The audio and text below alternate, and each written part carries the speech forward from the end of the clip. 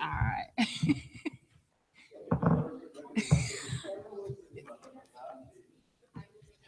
It's all good. Good. Oh.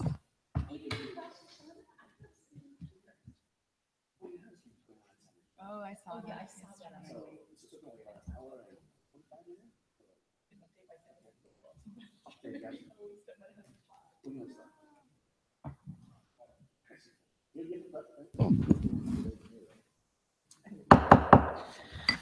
The time is 7:02 p.m. and we will now begin this session of the Mountain View Wisconsin School District Board of Trustees for the September 21st, 2017 meeting. I will call to order. We'll start with the pledge. Everyone rise for the Pledge of Allegiance. I pledge allegiance to the flag of the United States of America and to the republic for which it stands, one nation, under God, indivisible, with liberty and justice for all. Here's Greg.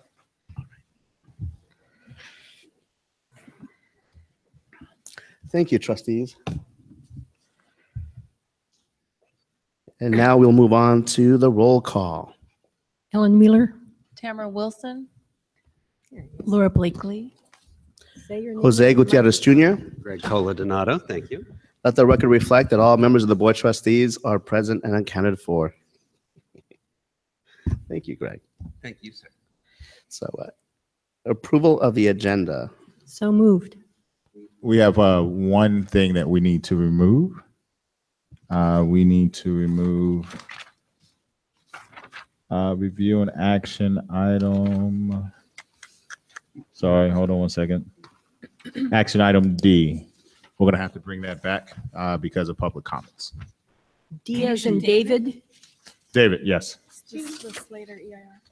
Action item D is It's a mitigation. I move that we approve the Oh. agenda minus action item D. action item 8D. Second. Well, I'm sorry. I have another addendum or amendment, I'm sorry, to make for the consent agenda for minutes. I'd like to be able to supplement my minutes for the September 7th meeting. I have copies of the events that I attended for every one of you. I'd like to add that on to the record. We can And do are that during you the- submitting them to Kathy Lilga also? Yes. Accepted. So it was moved by trustee Wheeler and seconded by trustee Wilson to remove D for the action item and then to add on the minutes as suggested by trustee Gutierrez. All those in favor? Aye. Aye. Thank you, trustees. And now, members of the public, this is your chance to be, well, there's no public here. Fuck. I'm so sorry. I'm on a roll today. If there are any members of the community that would like to address an issue to address the issue of what's on the closed session agenda, by all means, please speak up.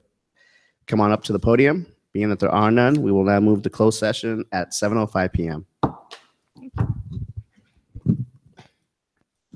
Where's the- Oh, it's over there.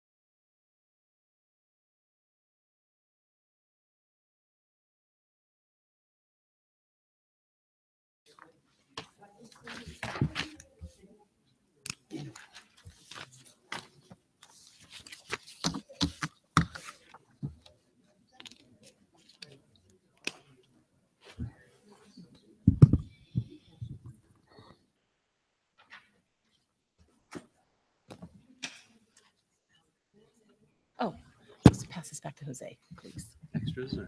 I guess.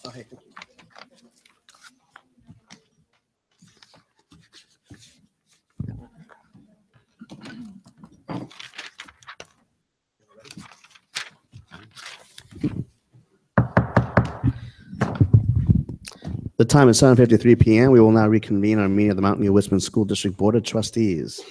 And I'd like to report that during closed session, there was no action taken. Consent agenda. I move that we approve the consent agenda as presented. Second. Moved by Madam Wheeler, seconded by Madam Blakely. All those in favor? Motion passes unanimously. Thank you. Communications. Any employee organizations that would like to present to the board an update? Nope. District committee updates? Superintendent?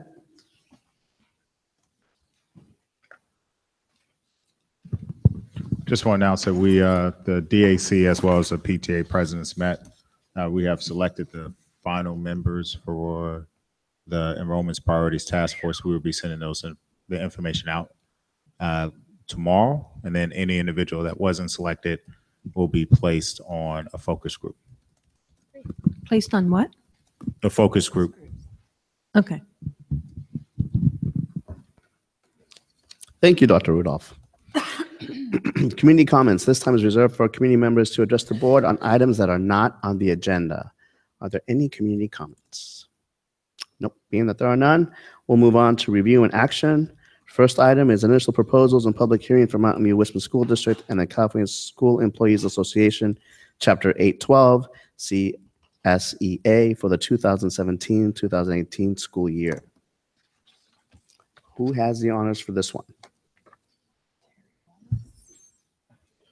Carmen.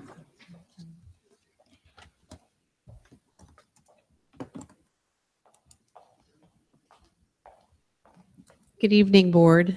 In accordance with Board Policy and Education Code, the Board will be holding a public hearing regarding the district's initial proposal.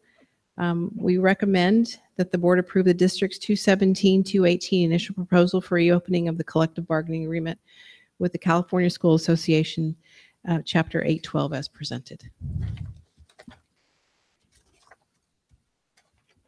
Trustees, any questions? Members of the community, would you like to opine about this issue? Call the vote. Oh, that's right. Okay. So we will now close this meeting. Thank you, Ms. Loga. We will now close this meeting at 7:54. 7:54 p.m. And at 7:54 p.m. with 20 seconds, we will now open up the public hearing to this issue. Are there any public comments?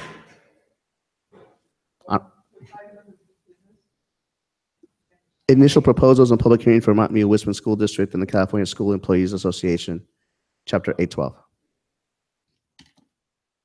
There are no community comments. We will now close this part of the public hearing, and we will now reconvene the meeting of the Mountain View Wisdom School Board of Trustees.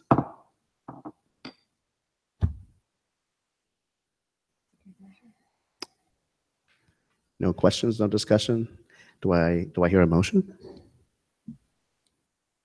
I move to approve the initial proposals and for the Mountain View Wisdom School District, California School Employees Association, Chapter 812 for the 2017-18 school year. Moved by Trustee Coronado, Second. seconded by Madam Wheeler, that the board approve the district's 2017-2018 initial proposal for reopening of the collective bargaining agreement with the California Schools Employees Association, Chapter 812, as presented. All those in favor? Aye. All those against? Motion passes unanimously. Thank you, board.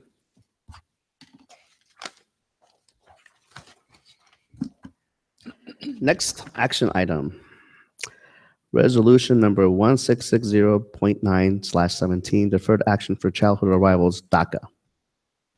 Presenter is Dr. Allende Rudolph, our superintendent.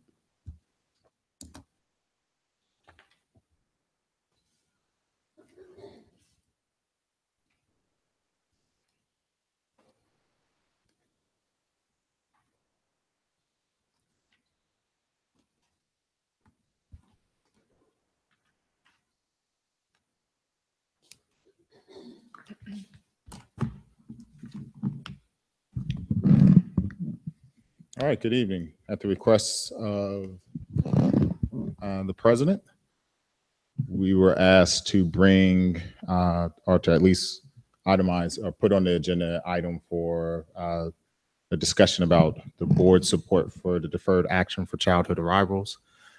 During that time, CSBA actually created a resolution that the board could pass. And so it just so happened right after the requests, the resolution actually came. Currently, although the deferred action for childhood arrivals does not impact any of our students, it does impact previous students that we have. According to the numbers, the youngest, all of the Dreamers are between the ages of 16 to 35. And so even though this doesn't reflect any of our students, it does reflect previous students. And so we open it up to the board for discussion. And if you so choose to pass a resolution in support. This one's a little bit different because CSBA is actually recommending that we send this to members in Congress, as well as members in the Senate and the President of the United States. Thank you, Dr. Rudolph. Trustees, any questions? I have a question. I've been to a couple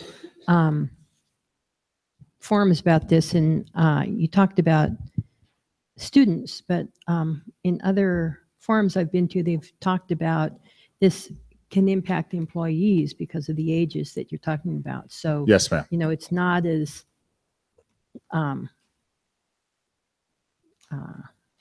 irrelevant to us as, you know, the ages that you're describing for students. You are correct. Does it impact district employees It you're could. talking It about? could. If you're talking about up to age 35, there are district employees or employees around the state who, in a variety of occupations, who are impacted by this. It's not just current students. Well, and I would also say that it impacts families of current students, and by impacting the families, it impacts the students, and it impacts all of us. It impacts the community. I like the one, well, maybe I'll reserve this for discussion, but I don't have any questions. Does any other trustee have a question? Okay. At this time, any members of the community that would like to opine about this issue? Okay, we'll move on to discussion. I'll start. What I thought was interesting too, trustees, was when I looked at this concept as a reality, and I looked at the age group, and I thought, hey, theoretically speaking, one of those parents who are in their mid 30s or 20s, maybe they got married, and maybe they have children, and maybe those little people are in our school district. So it's a spillover effect. And so I just don't look at it from the immediate, but also from the possibility of the what if. So when I looked at the resolution and I thought about bringing this up to board discussion for action and hopefully approval, that was the mindset that I had, so that we can try and not just make a statement, but also understand the reasoning behind that and the importance behind that, because we are a public educational school system. And at that level of responsibility, you're open to everyone. So I thought it would be appropriate to bring this up for your discussion and hopefully approval. Anyone else? Questions? If you like, sure. Oh, we're doing discussion, but you can by all means ask a question if you have one. No, if it's discussion time. Well, we already passed questions, And we did public comment, no public comment. right? Sure. But by all means, I would think that a question could be part of the discussion. So go for it, Greg. Yes, it I mean, it's a team here. I'm just not sure. There's a lot of federal issues that we don't pass resolutions on. And it seems like one that, especially since it doesn't affect our students directly, I don't see why we'd be passing resolutions on this and not every other interesting federal legislation. There's lots. I mean, there's the current executive branch has done many things that interest people in this community and on this board, but we didn't pass resolutions about any of those, unless you count the sanctuary schools one, which I supported because it was about our students, but I don't see this doesn't seem terribly relevant to our business as a school board to me. So I'd like to respond and say that in general, I agree with you that we shouldn't put items on our agenda that are not relevant to our own students. But one, I think we've just explained how this is relevant to our students in our community. And I think a lot of people are feeling like we need to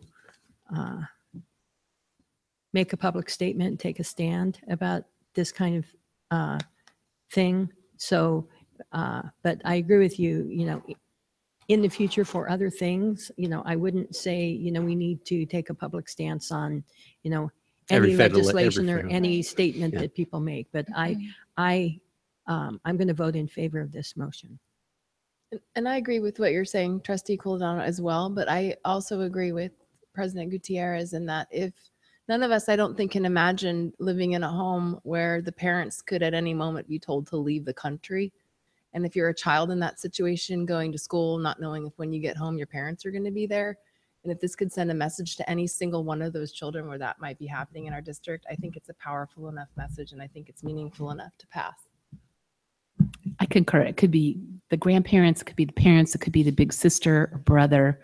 These are, I feel this viscerally ripping apart our community now, and I would like to pass this resolution because I want to stand in support of our families. I don't think it, how could grandparents be covered by this? She's not saying Okay, that. I guess it's not grand. You're right. Well, You give an example of who would take responsibility for the child in case the Yes. parents would be deported. If we're going to go into that type of a semantic debate, that's a little bit different. But I mean, I welcome it. So I understand your points, and I think in the past the board's also not brought these issues up because they weren't relevant that way.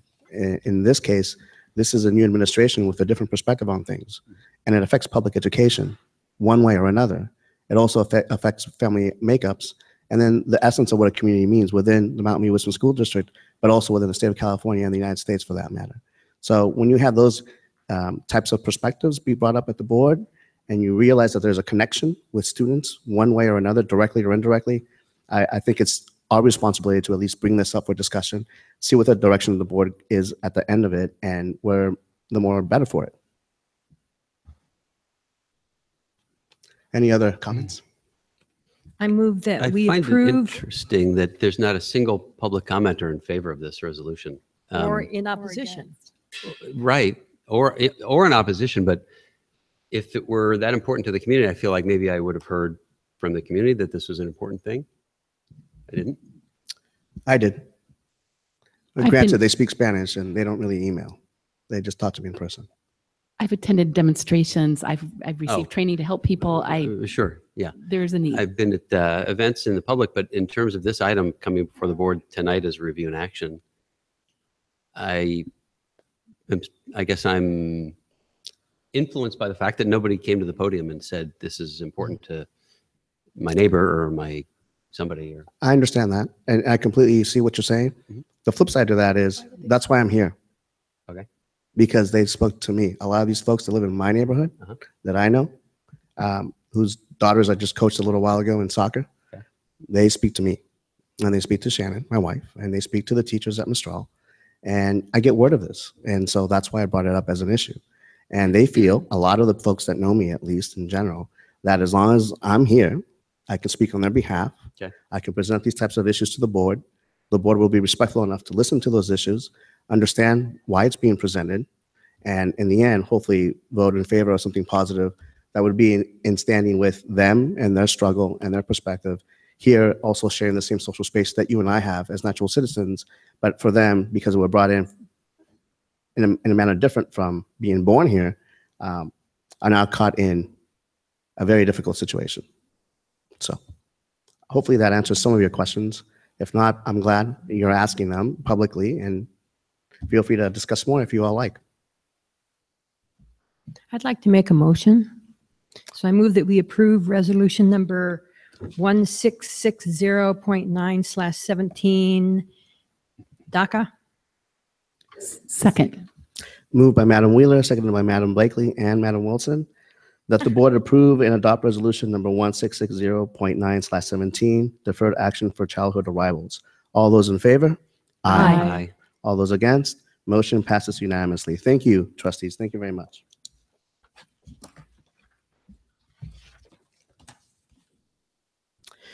Next action item. Public hearing on resolution number 1657.9/17, resolution on sufficiency of pupil textbooks and instructional materials aligned to the academic content standards and consistent with content and cycles of state frameworks 1718. Kathy? Yes, thank you. So I'm here tonight. Every year, the governing board is required to hold a public hearing and adopt a resolution stating whether each pupil in the district has access to sufficient textbooks or instructional materials. Sufficient textbooks or instructional materials means that all pupils, including English learners, have standards-aligned textbooks or instructional materials, or both, to use at class and to take home. And to note that we're not required to have two sets. In some cases, we do. But tonight, we're asking that you hold the public hearing and then adopt the resolution that we do have our instructional materials and sufficient materials for our students' textbooks and or instructional materials. I will note that we are a combination of adopting, we have our new language arts and ELD program and math program. We're still in the cycle waiting for social studies and science. Okay, thank you. Trustees, any questions?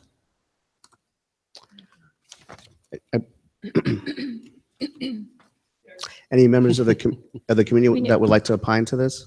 We have to open a public hearing. Yeah, that's why I get confused. I thought we had to open it up for public comments, No. and if there weren't any, I could go straight to, Yeah. okay, great. Straight to Let's public do that. Thank you for the clarification.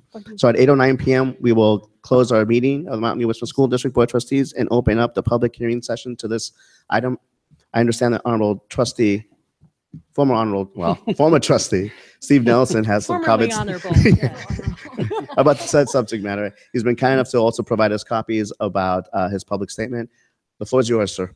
Yeah, those statements are, the printouts are just exactly what I sent you yesterday morning. But the rule of law is that if a majority of the board gets a printed copy, then it has to be included in the meeting minutes. So that's all that's about. Good evening. My name is Stephen Nelson, an interested community member. I've earned a California teaching credential in secondary math, though most of my classroom experience was using my secondary science credential. Access to tools. That's what we are talking about when we talk about instructional materials. Unfortunately, as I've written in my white paper to you, middle school math, home access is compromised by poor clarity, poor links, and web pages with essentially no Eureka Math materials. There's 2 teachers at Critton that actually do have the Eureka Math materials easily available on their web links for students and the public and parents to see. Really, this is inadequate. The printed teacher and student workbooks are fine. The recent edition, 2016 and 2017, are clear that when I reviewed this written instructional material during our adoption process of 2015. Do you have any specific questions if you've read the white paper I sent yesterday? Or what I'm complaining about? Okay, because instructional materials are also supposed to be available and useful at home. We're not providing books at home. So the question gets to be, as last year, how good is the connection and the instruction and the links we're providing to the online material that we're expecting parents to use? And I would say to you, it's inadequate. If you'll let me have another minute, I would urge you to vote to delay the adoption of the resolution for 2 weeks, which is within the legislative leeway you have. You have 8 weeks total. So you'll be 4 days early, 2 weeks from now, and give the administration at the schools, the middle schools, the chance to bring this up to Silicon Valley standards and really national standards of when you say you have materials available online, and those are the primary way of accessing it for the parents, that it actually is usable for all the classes that have syllabi. And that's about 27 classes that I reviewed the syllabi for, and there were only 6 classes that had anything remotely appropriate and at a high enough level to be usable. Thank you. Thank you.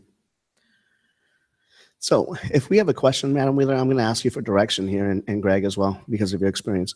In the public comment section, Honorable Nelson posed a question in terms of the quality of online support. Is this something that can be addressed now during the public hearing aspect, or do I have to close this and then move on to? No, typically trustees can ask, the superintendent, or in this case, the assistant superintendent, to provide information about what we just heard. And it's at their discretion whether they want to answer right now. So I would leave it up to them. I see. Thank you for the guidance. So Dr. Rudolph, the question was posed in terms of the viability that we have, the district as a whole, to provide online support for, in this case, our math courses and all that goes with that. I'm sure you've saw the email that was sent to us as well. Is there any information you can provide us to figure that out or discuss that? At the beginning of the year, the district purchases the workbooks for every single student, as well as teacher textbooks. The workbooks are sent with the kids, or they work whatever assignments that the teacher has. They don't give them all of the modules at once because they collect the whole year, so they don't get the whole year's curriculum. The students do have access to the materials. Those are sent home. They also have online access, both through our single sign-in portal, which takes you directly there, which can be accessed on any internet access as soon as they log on. It's at the middle schools, because we do provide every single student with a Chromebook. They all have access both digitally as well as in paper. Any other questions, trustees? I do. So I was emailed last school year by a parent who knew me, who also didn't find the way we do math with workbooks and like some websites to be sufficient when a kid didn't understand the concept. They had no textbook to read about it in. And I'm just pulling up the conversation that went back and forth between the superintendent and this parent. I still don't really know how we address his concerns that we give out workbooks, but they don't explain the math you're supposed to learn to do the work in the workbook. And when you go to Khan Academy or the Quizlet and the other places, that they don't have a textbook presentation of anything there either. So is that not part of sufficiency to like be able to read the chapter on, I don't know, on quadratic equations? I don't know, what a good example would be, but like read the textbook version of it. The days of the textbook are gone. So Okay. When we did our curriculum adoption, if there was a textbook that would have came with Eureka Math, we would provide that textbook. They don't provide textbooks anymore. They provide students with workbooks, and then they also provide the teachers with their textbooks, and they provide parents with access to the curriculum online. But the traditional textbook, as you know it, does not exist with the curriculum adoption that we did. What do you guys think of that? I mean, that's, It just begs the question, are the online resources, do they I assume there's help menus. They could They are. potentially drill down into what is the you concept of can- a quadratic equation, for your example. You can, as a parent, you actually have access to the exact same stuff that the teachers have access to. So you can see how it is actually worked through with multiple examples, and that is up there for you to see. the resource the teacher uses to teach, Curriculum. but not the thing a student can read.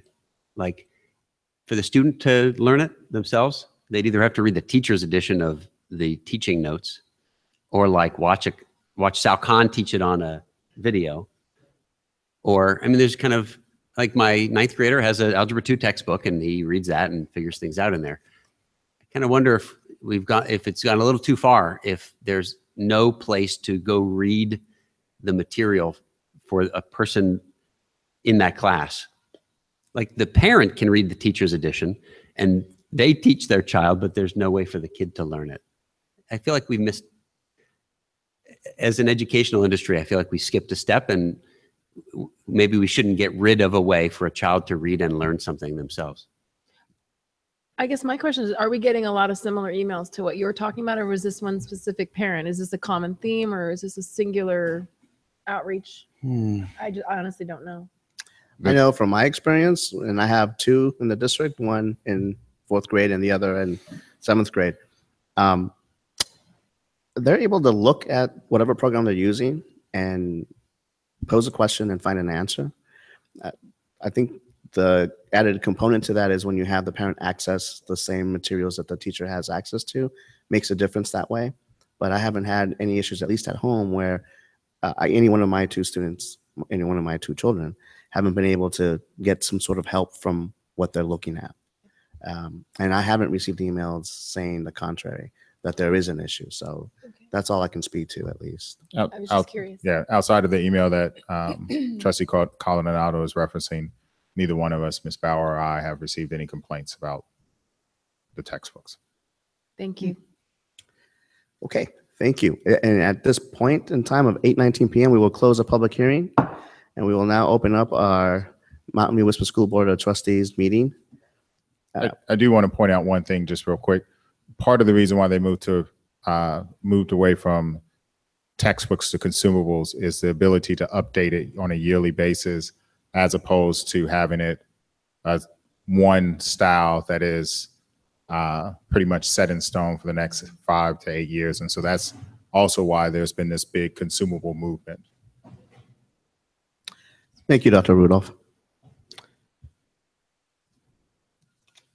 No more I further have a questions? motion. Sure. I move that we approve resolution number 1657.9/17, resolution on sufficiency of public pupil textbooks and instructional materials aligned to the academic content standards and consistent with content and cycles of state frameworks, 1718. Second. Moved by Madam Wheeler, seconded by Madam Wilson. All those in favor? Aye. Aye. Aye. All those against? Motion passes unanimously. Thank you, trustees. Review and action. Resolution number 1659.9/21. Oh, that's Was the that one that the one we we that we scrapped. deleted? Yeah, Mhm. that Oh, one yes, got thank you, thank you. deleted. All right, so review and action. Board bylaw number 9230, orientation. Presenter, Dr. Rudolph. Thank you, trustees. So this bylaw 9230 is an update from CSBA. The bylaw is updated to delete the section on board candidate orientation and move that material to BB 9220, governing board elections. The bylaw also clarifies that an orientation meeting must be conducted in open session if a majority of the members of the board will be discussing district business, provides examples of topics and materials to be addressed in the orientation, and provides information about CSBA trainings for the new and first term board members. Thank you, Dr. Rudolph. Trustees, any questions? It has to be an open session, did you say? If a majority of the board attends, Only then. yes. Okay. Any members of the community that would like to opine on this? Okay, discussion? None? I would just like to comment that the new board member orientation that you provided last year when Tamara and I were new, I found to be very helpful. So I just wanted to commend you on that. Thank you. Do I hear a motion? Go ahead. Okay, I'll make a motion to approve board bylaw number 9230, orientation. Second. Okay, moved by Madam Wilson, seconded by Madam Wheeler, that the board approve board bylaw number 9230, orientation at first reading as presented. All those in favor? Aye. All those against? Motion passes unanimously. Thank you.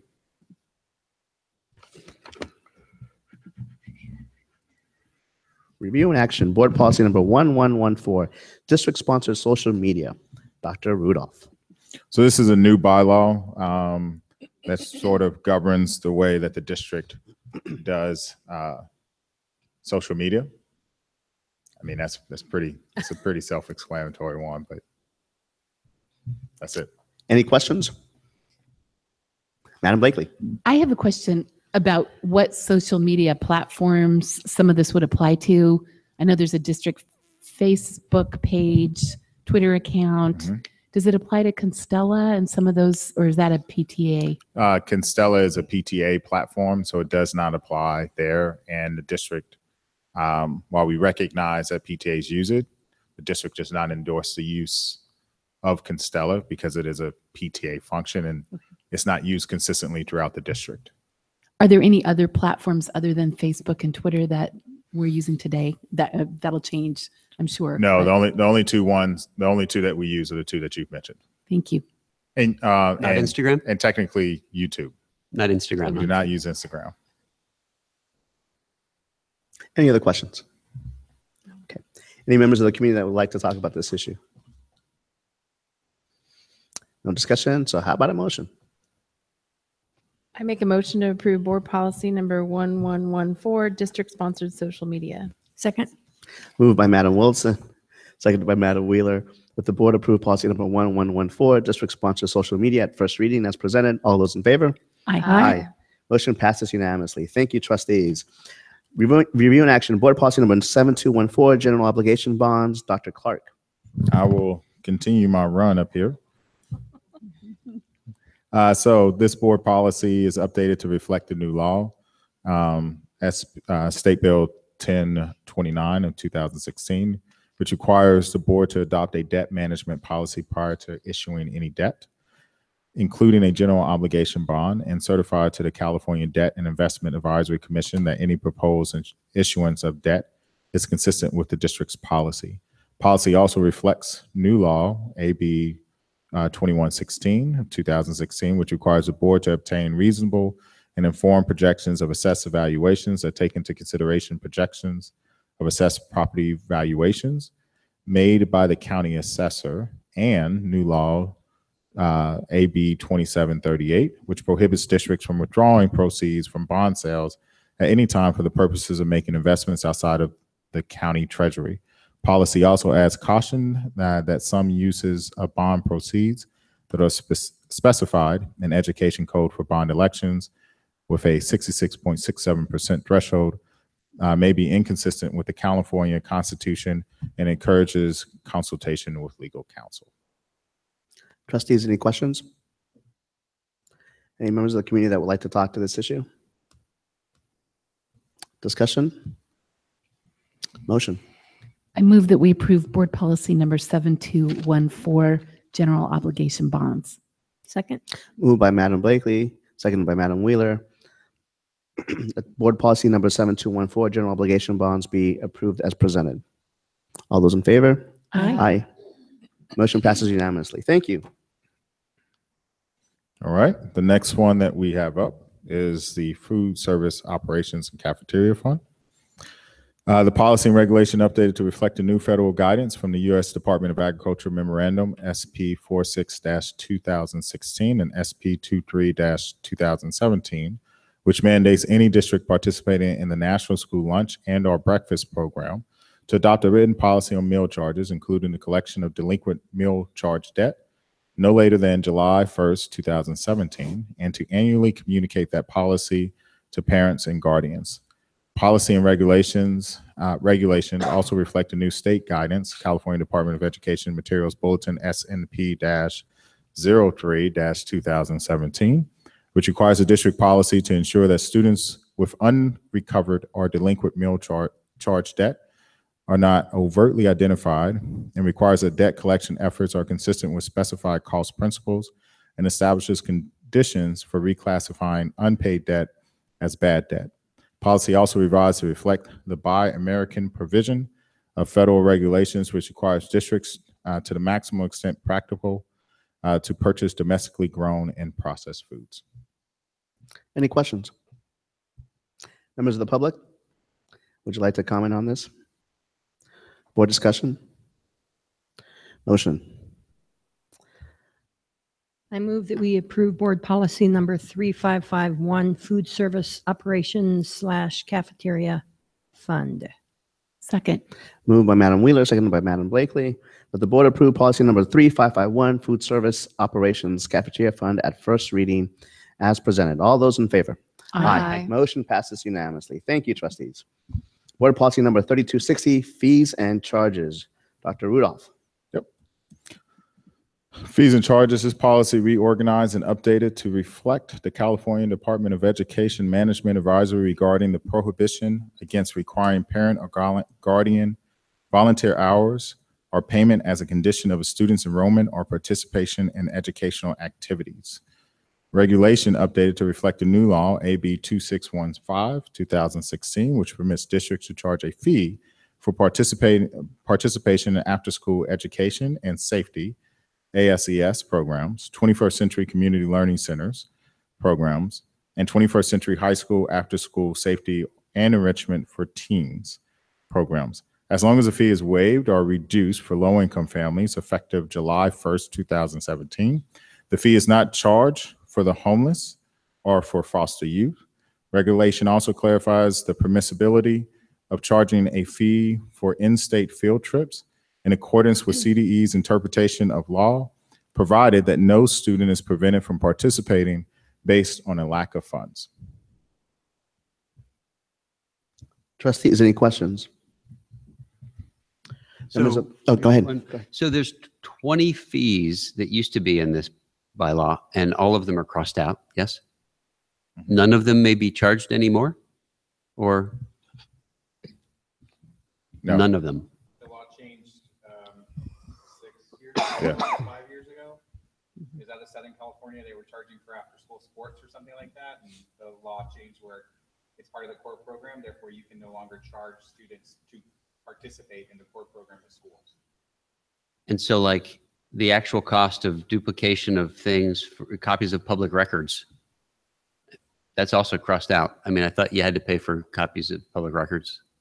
But that's not a student fee. You can't charge a student for that fee, but if someone comes and does a public records request, We can charge them. that's subject now to a public records request Covered by that other covered rule. by that law. Okay. You can charge a duplication fee for excessive paper copies. So things like adult education books, what were they even doing in the student fees? If a Bylaw. student participated and they requested the materials, but they were an adult student. They used to have to pay, now they don't pay for that Correct.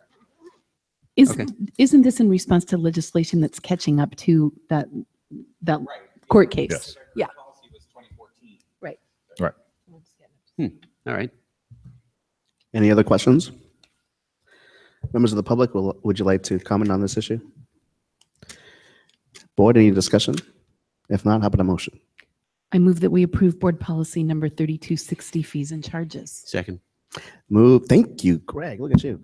Moved by Madam Blakely, seconded by Honorable Coronado, that the board approve policy number 3260, fees and charges at first reading as presented. All those in favor? Aye. Motion passes unanimously. Thank you. Conflict of interest. Dr. Rudolph, board bylaw number 9270. Yes. This bylaw, which is conflict of interest, reorganized and updated to reflect the requirement to submit the conflict of interest code to the code reviewing body, i.e. the County Board of Supervisors or the Fair Political Practices Commissions as appropriate. By the deadline established by the code reviewing body, merge material on the rule of necessity into the section conflict of interest under the Political Reform Act. It also expanded material on non-interest in the section of conflict of interest under Government Code 1090, and then financial interest in a contract to include examples of non-interest and include the exceptions to the gift limitations. Any questions? Members, Okay, I have Greg? one question. Thank you. Sure. There have been times when there have been votes before the board related to school sites or schools at which a board member has a student attending. That's Correct. not mentioned anywhere in here, right? Like that's not a conflict of interest of any type. It's not It is. mentioned because it doesn't need to be mentioned because it doesn't rise to the level of a conflict. Is that right? According to my reading, it was any decision that would impact a member of your family would actually cause you to have to step aside and not cast a vote.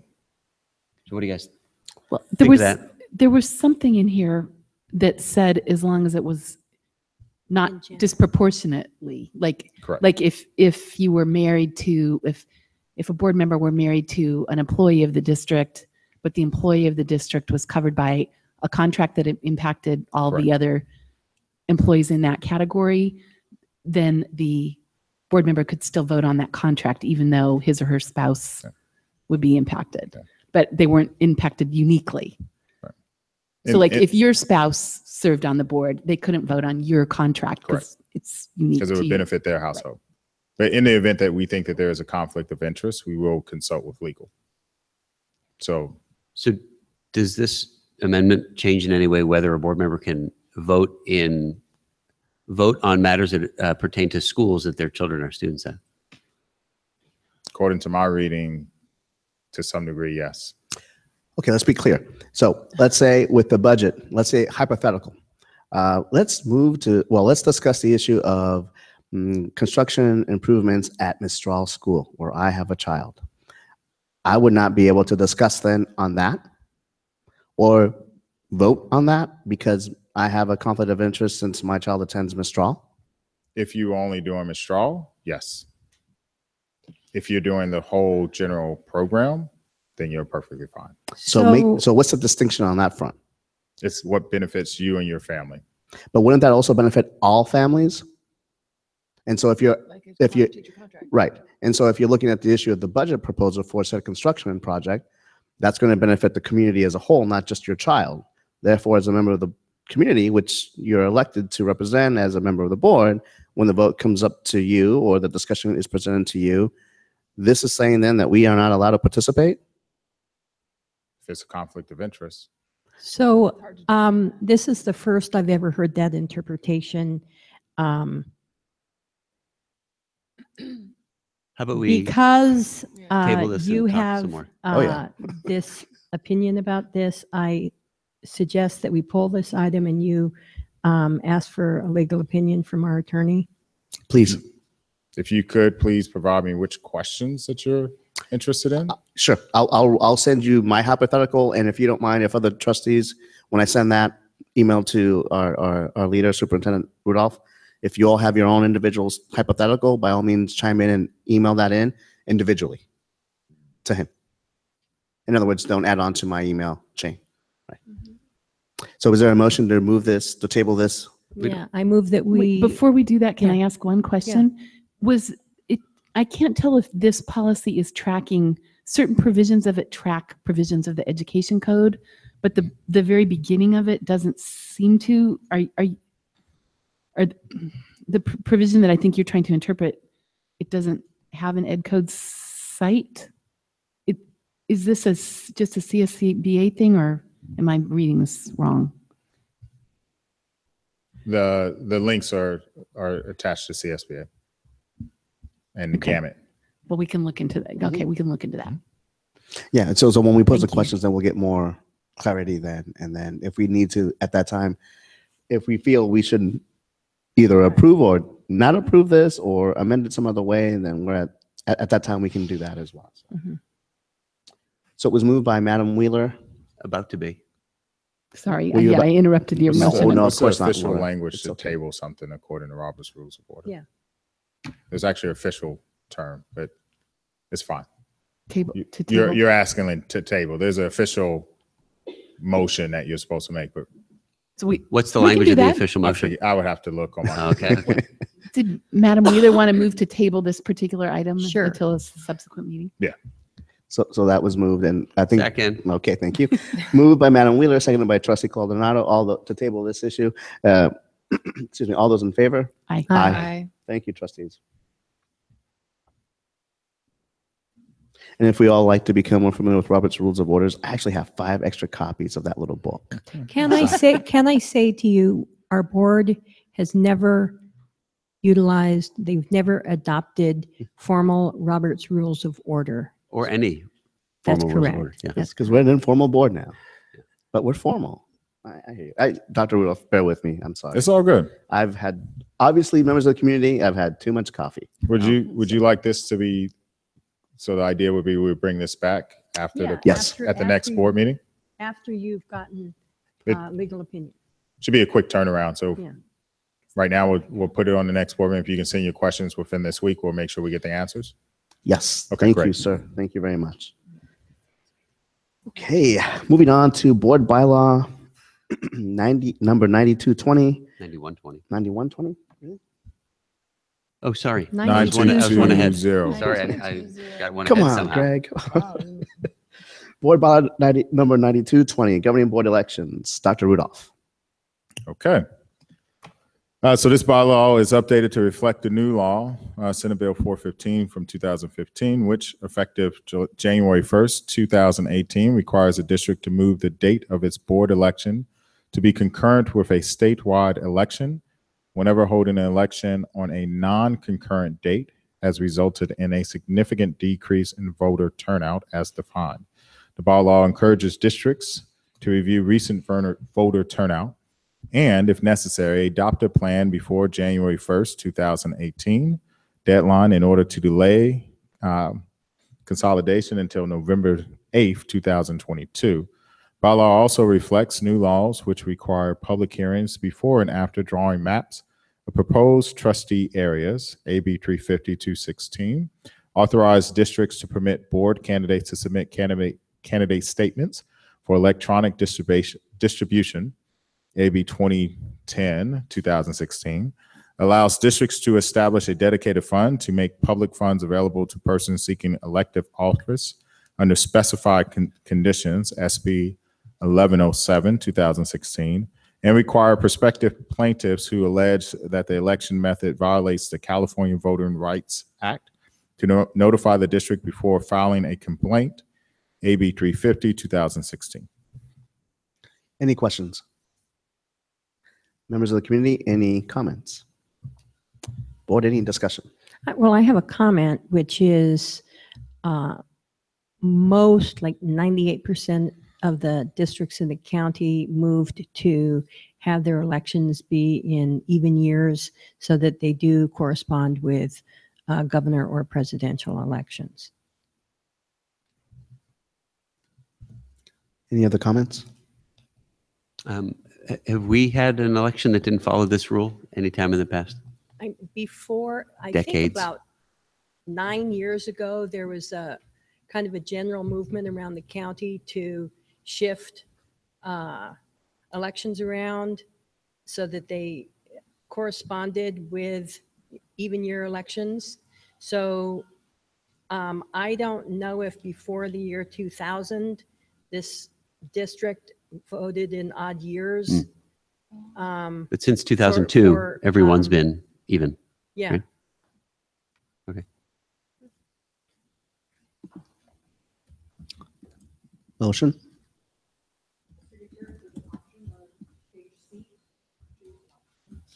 Oh, Page C. Let's see. our motion should choose one of the options. Which page was it, Ms. Luca? Oh, okay, because I just have the recommended action. I see.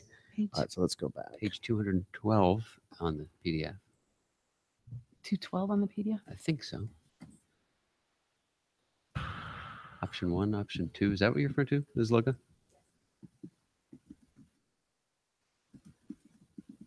Oh, see, okay, that wasn't, I didn't understand that. I had just looked at the general action and the recommendation.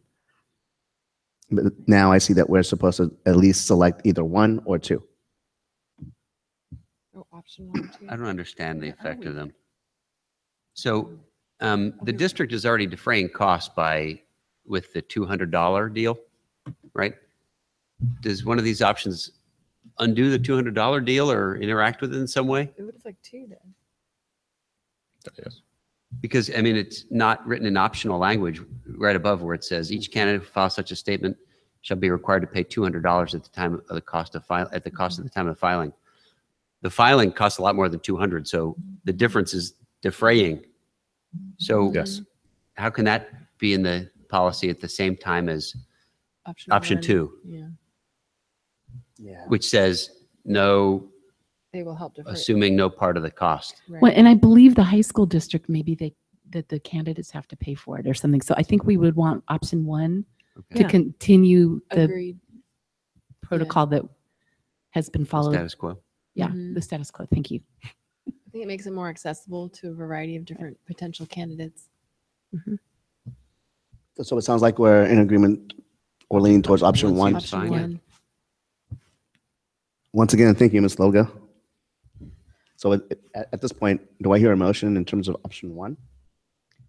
I move that we approve board bylaw number 9220 with option one being selected in section, I can't figure out what this is. In the statement of qualifications section. Yes, in the statement of qualifications section. Second. As stated on Thank BB 9220 in parent C. Moved by Madam Blakely, seconded by Honorable Caldonado. All those in favor? Aye. Thank you, trustees. Moving on to board bylaw number 9120, officers of the board. This is going to get exciting. All right. Really? Oh, yeah. So the only change in this is that it brings the office of the president. The only change to that is consistent with CSBA's training. Boo. I don't think so. Any questions from the board? I know I have some, so I have We could a tell. question. go for it, Greg. Yeah. Whose responsibility is it? Whose responsibility is the orderly conduct of board meetings if we adopt this policy, where it is no longer the board president's responsibility? Falls to the board of trustees. It's hard for five people to Collective. simultaneously, but okay. But then we have a president to do things that generally are done by one human at a time, Preside like over calling meeting. order, like hitting the gavel and saying, order. We can't all do that simultaneously. So I think it makes sense for for the president to be responsible for the orderly conduct of all board meetings. And I don't want it to not fall on anyone's lap. Looks like you may I think agree. it was removed in the event that the president is the one who may be out of order. And so the responsibility falls on all of trustees, not just one individual. However, the president as a presiding officer, it would be assumed that they would be the ones who would call order. But it's that it is no longer just the president. It's not Got just one person's responsibility at this point. So the onus isn't on President Gutierrez Jr.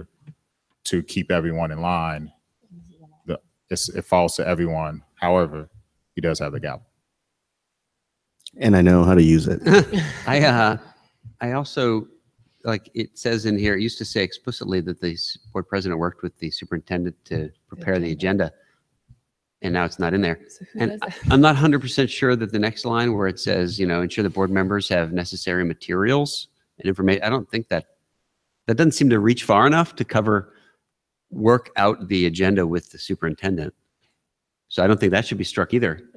I also have noticed that the board president has called such meetings of the board this year that he deemed necessary.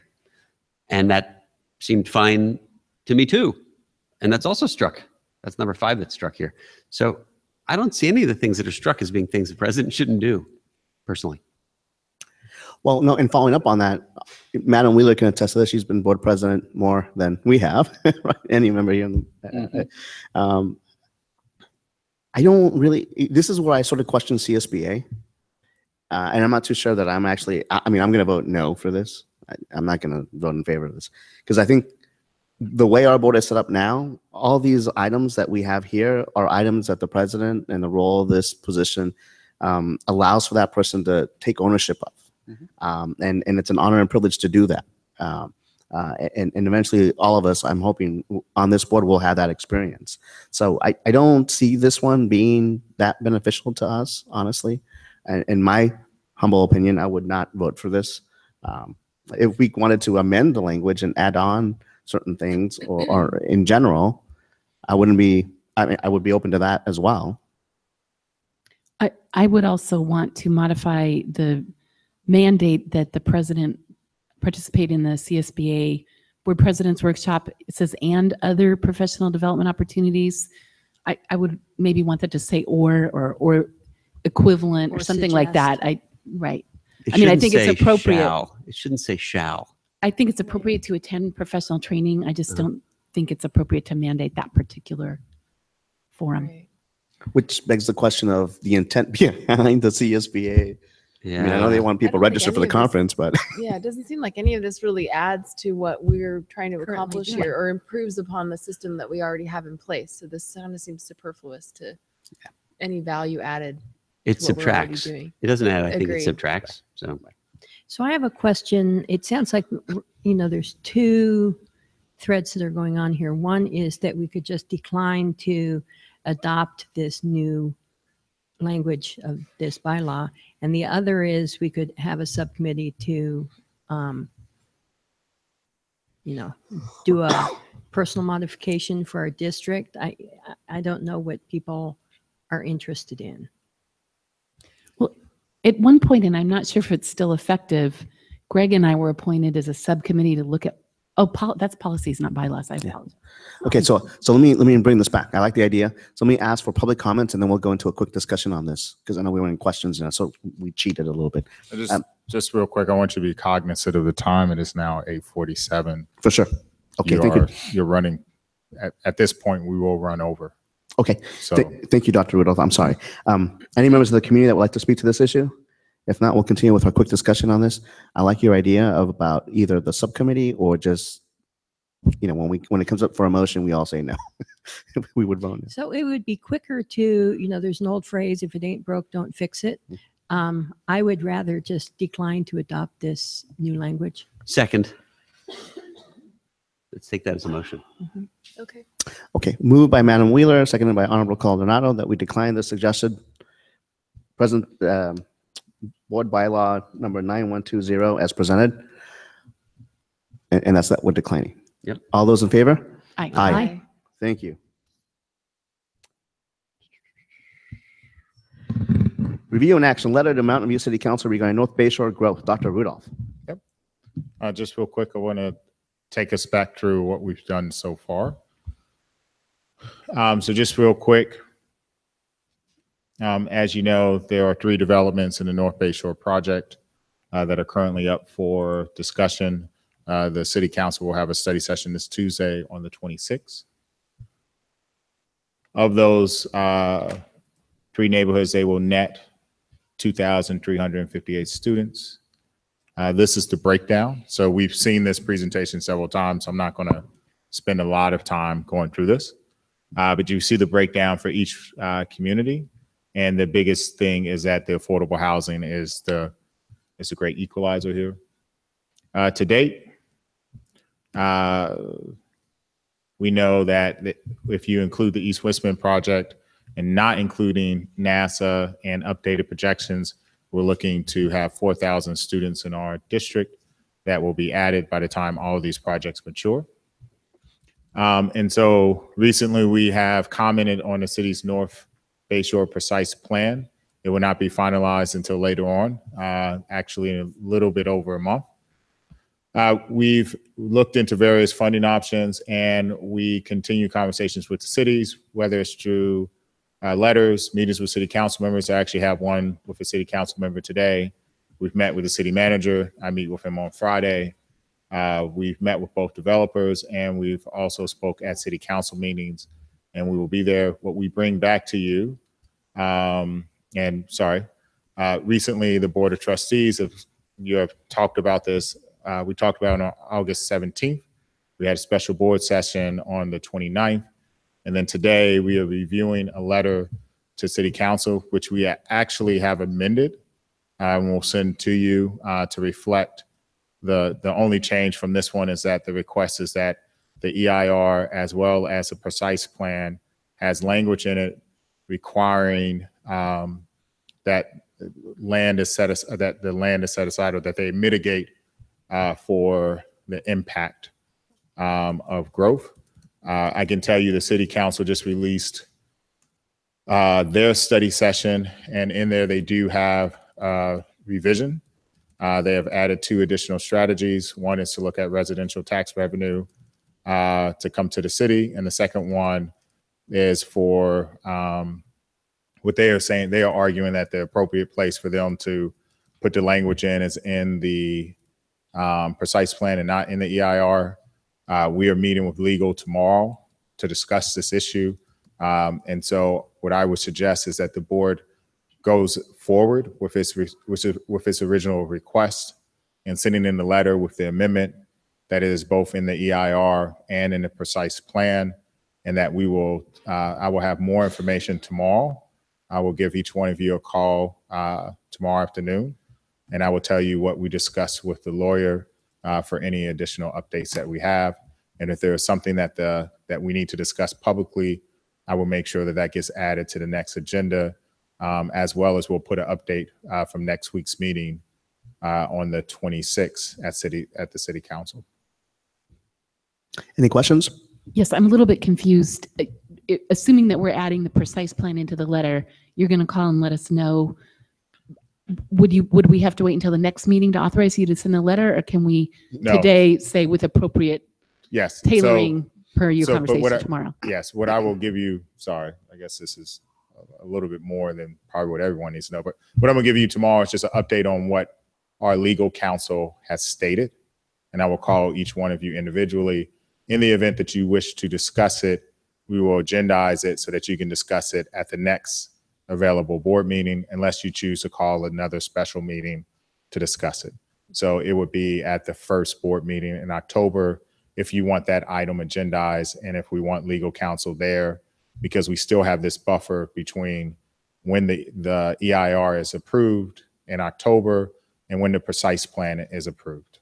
But we can go ahead and approve a resolution, assuming everybody's on board, authorizing you to send this letter tailored with some additional language regarding the precise Yes. plan. Okay, Yes, good. and I will say the letter came, we sent it back to legal, and they've made adjustments to it. And so the new letter will reflect legal's interpretation of what we need to add. And so that will be added to it. But we are not recommending I'm not recommending at this point that the board changes its position until we consult with legal further. And I do think it's important for city council, considering that they're having a study session on this exact plan, to hear that we wish, or we have a desire, if that's what you so approve, to have that included in both. Any other questions? Members of the community, any questions, comments? No? Discussion? But I'd like Trustee Blakely to make that motion because it sounds a little confusing. Okay, I move that we approve a resolution authorizing the superintendent to send a letter to the Mountain View City Council regarding North Bayshore growth with appropriate edits to incorporate any advice or comments from council and to reflect additional reference to the precise plan in addition to the EIR. Second. Moved by Madam Blakely, seconded by Madam Wheeler. All those in favor? Aye. Motion passes unanimously. Thank you very much.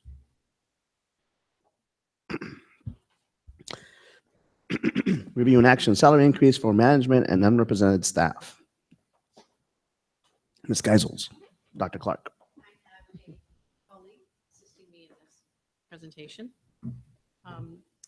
As you know, the board ratified the tentative agreement for the Mountain View Educators Association on September 7th. I'm a little shorter than Dr. Rudolph. Which included a 6.7% increase. In accordance with past practice, staff recommends also increasing the salaries of management and unrepresented staff. So I was supposed to use this and I didn't. My apologies. Let's go. There. As you can see, the following personnel are in management and unrepresented staffs groups. And the total increase of the compensation would be $503,000. 520, excuse me. And there is just one correction for the salary schedule for the preschool teachers. So what was put into the board packet was an error, and the board has new copies at your table. On the salary schedule for the preschool teachers in range 2, step 11, should be $63,450. In range 3 and step 10 should be 63,351. And then in range 4, step 12, it should be 69,058. That was my chubby little fingers doing some data entry. So my error.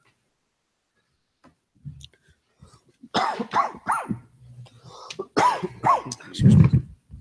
Any questions, trustees? Any committee comments? Discussion? I have a motion. I move that we approve the salary increase for management and staff as presented. What? 6.7. 6, yes. Is there a second? I Second. thought we had to remove, Does this include the superintendent? No, No, Mm-mm. okay. in the presentation it did.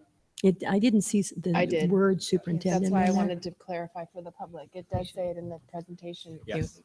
Three, Yeah, it was our understanding from the last board meeting, from the direction, it would be all contracted, unrepresented management staff. But if that has changed, You need to make an amendment to the motion to So exclude the an amended superintendent. motion, and as we discussed, we're going to, the intent of the board is to bring all the superintendent contract language to one Item. item package at the next board meeting instead of trying to lump it in here with everybody else's. So, that's the intent of the board. So it sounds like the motion then is that the board approve a 6.7% increase for management and unrepresented staff, excluding for now the superintendent. Correct. Moved by Madam Wheeler, seconded by the Honorable Coronado. All those in favor? Aye. Motion passes unanimously. And having said that, this increase would result in a change for the following individuals: Robert Clark, Chief Business Officer, current salary of $183,702, new salary $196,010. Ms. Karen Robinson, Assistant Superintendent, current salary $125,204, new salary $186,943. Kathy Bauer, Assistant Superintendent, current salary $183,702, new salary $196,010. Ms. Carmen Geisels, Chief Human Relations Officer, current salary $183,702, new salary $196,010. No other changes were made in benefits. This is in line with the recently ratified NVEA contract. Thank you very much, trustees. Thank you. Thank So I you. have a motion.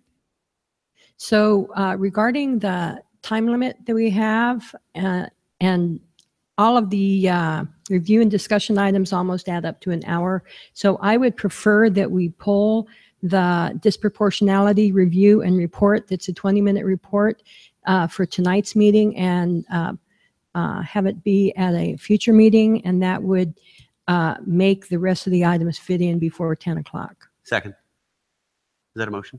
Mhm. Second. Can I just comment on that? Yeah. The CDE will be, the whole point of this is to notify the board that CDE will be pulling the records of 30 of our students, so that you're aware that this is actually going to take place. and it's a timely issue. So it's kind of a timely issue. I don't know if Mr. Johnson can go through it a little bit faster than 20 minutes, but I would just recommend, just for the sake of the public, that you go ahead and allow them to understand what's actually taking place, because this is something that is occurring from the federal government to California, and California is doing the California Department of Education is doing an audit of our students' records, and has legal under the Federal Education Rights and Privacy Act, has the ability to look at the records. So I'm fine with a compressed presentation tonight and maybe the entire presentation some other time. I Yes. just don't want us to try to rush through something as important as this. Completely understand. We can do it later. I'm not trying to argue that we Yeah. can't. I just want to point out that Whatever needs to be done tonight, do it right. tonight. It's really just about making sure that you're aware. We can do it another time, but it's just that you're aware that they will be pulling the records, and we can put this on the next agenda item if you would like.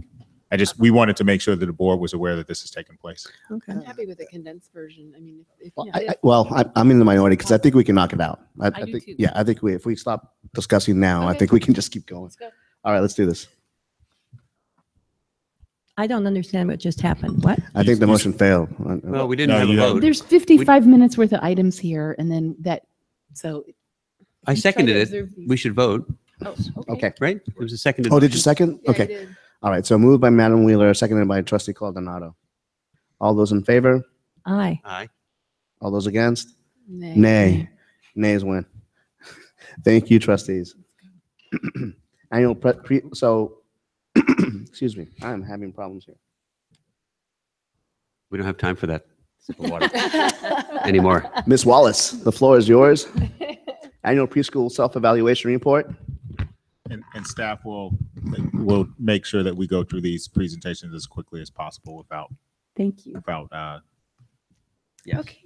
Good evening. I'm here to present to you the state preschool annual self-evaluation report for 2016-17. Oops. So as part of our school district strategic plan, we've committed to providing high-quality early education programs. The state preschool self-assessment is part of that effort in that it provides an opportunity to examine our practices and support continuous improvement. Each year, the California Department of Education's Early Education and Support Division requires that state preschool programs engage in a process of self-evaluation and submit a report of that process at the end of the fiscal year. The 2016-17 program self-evaluation included a narrative of our school year's ongoing self-evaluation process, a summary of program areas that did not meet state standards, and a list of tasks to improve those areas, and a summary of areas that met standards and procedures for ongoing monitoring to ensure that those areas continue to meet standards. The summary of the self-evaluation process highlighted the continuous planning, action, and review of the services that we provided to our students during the 2016-17 year. It included our system for collecting and utilizing student development data for lesson planning and individualization, the wide variety of ways in which we engaged our families in the preschool program, the opportunities we provided for staff development and community partners that helped to support us in those efforts, and the ways in which we were evaluated and rated by various external organizations.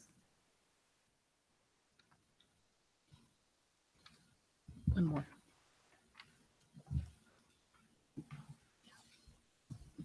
After examining our program through the CDE's monitoring protocol, we were asked to identify areas that did not meet standards. Last year, all but one area met standards. The results of the early childhood environment rating scale indicated that we need to improve our personal care routines. More specifically, through ongoing staff training, monitoring, and coaching, we will teach and remind students with consistency across all classrooms and sessions about the appropriate times throughout this school day to wash their hands and the proper hand washing technique as indicated by the environmental rating scale.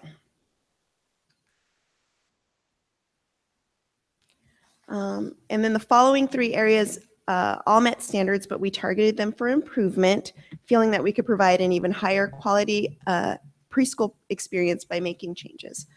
First, we have a long-term plan for creating outdoor play areas that serve as extensions of the classroom by reinventing the equipment and use of our outdoor spaces and turning outdoor activities into more opportunities to learn things like math, language, and literacy, and science through experiences with natural materials. The second area for change, we are now using a digital data collection system called Learning Genie that helps us to create portfolios of teacher observations and student work samples. And all of that information automatically gets linked to our state mandated assessment system and will allow us to complete student assessments with more detail, accuracy, and efficiency. The third area for change is that while students make gains in math, language, and literacy development each year, those areas tend to have the smallest gains over all the other domains, developmental domains. And we understand the importance of these skills as indicators of academic success in later years. So we decided to infuse developmentally appropriate rigor into our classrooms through the use of the Pearson OWL curriculum. This curriculum was included in a 2015 consumer report from the Office of Head Start National Center on Quality Teaching and Learning.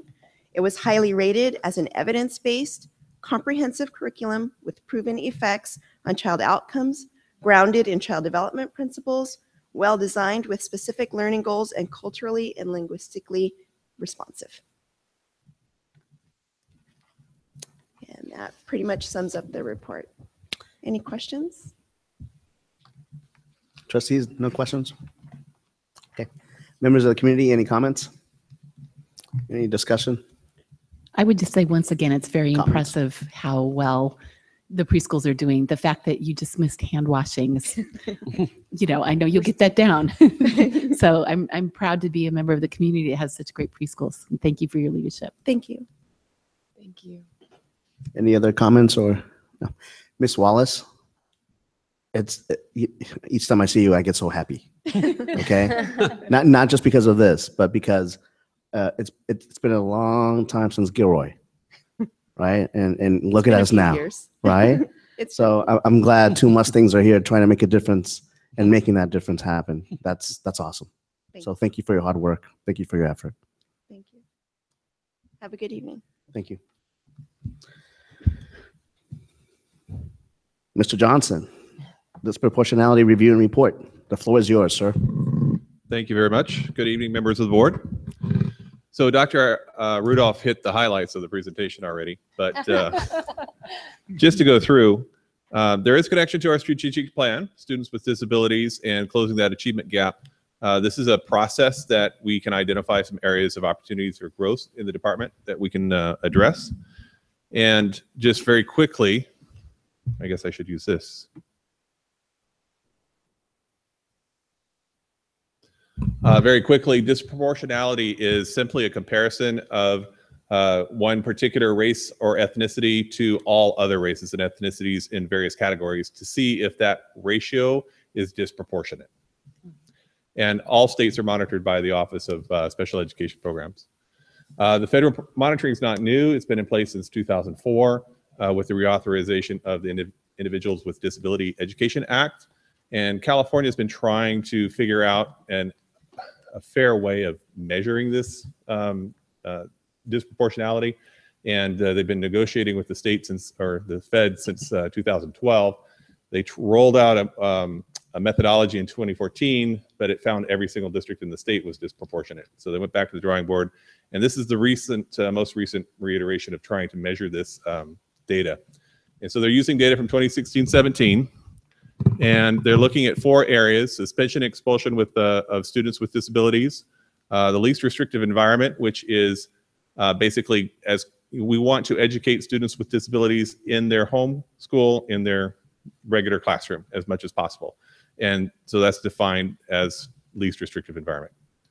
They're also looking at disproportionate representation of students with disabilities by race or ethnicity overall, and then any representation in particular education disability categories.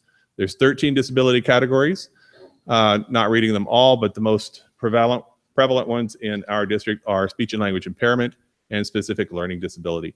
Your specific learning disability kiddos are the ones typically receiving RSP or SDC services. Calculating disproportionality, there's a formula the state uses. At this point, 19 of 21 districts in Santa Clara County have some level of disproportionality.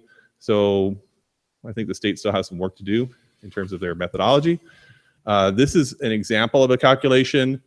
Very simply, you get a proportion. So say, for example, we're looking at students that were disciplined, suspended. Looking at Hispanic, we have 25 students with disabilities that are Hispanic, Latino, that were suspended. Out of 2,117, that gives us a ratio of 1.18%. Compare that to all other ethnicities and races, that was 0.33%.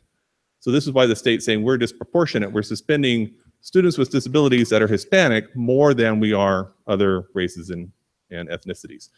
And the example is there for African-American kiddos as well.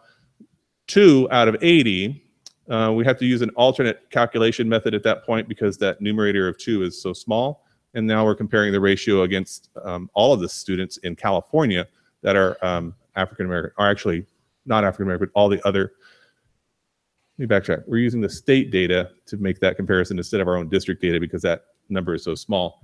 But again, you get 2.5% African Americans that were disciplined compared to the state ratio of, or percent of 0.78%.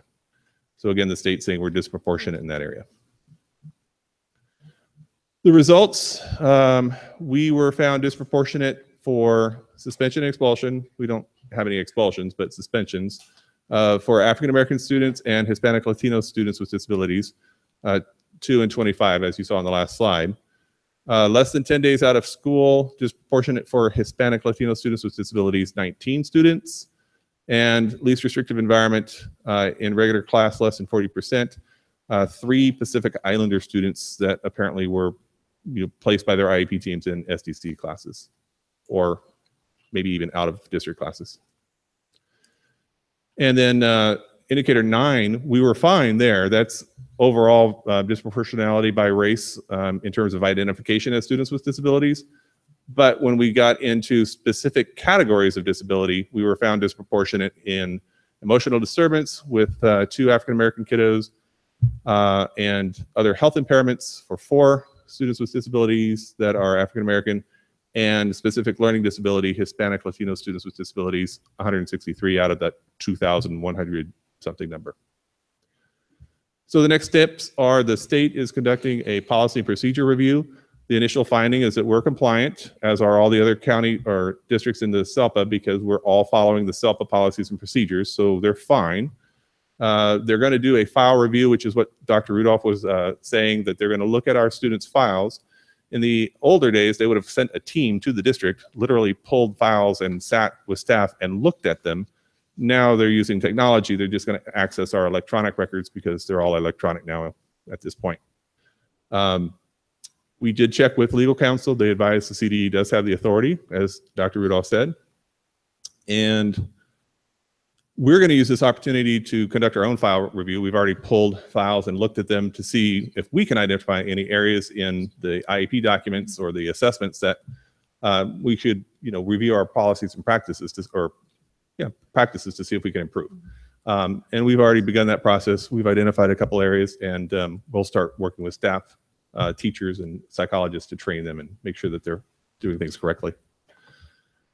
CD will issue a notice of findings and corrective actions if applicable, and typically the corrective actions involve training for staff and correcting any practices that we might have that could lead to disproportionality. And they will do additional file reviews as time goes on.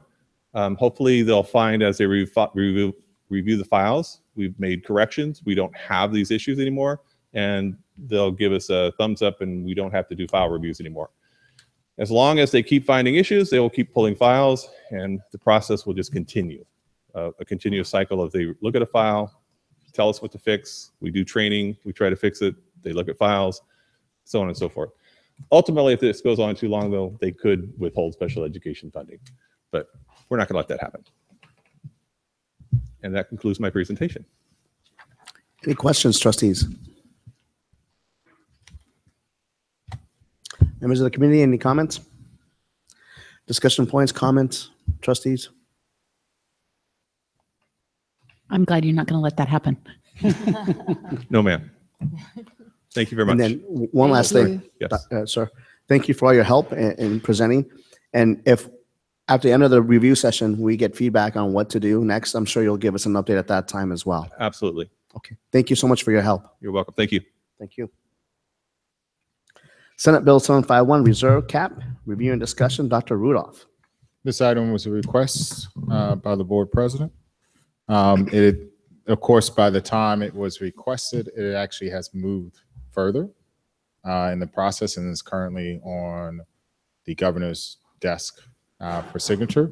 Essentially, just the short of this is that the Bill 751 exempts districts smaller than 23, I believe, and basic aid or community funded districts, which we are. What we would recommend is that we set as a board a policy for what we believe is a minimum reserve level that we should operate with. I think both Dr. Clark and I both agree that somewhere around 18 to 19% is an adequate number, which means that we will constantly strive to be around there, which will be 3 months of operating costs in the event of an emergency.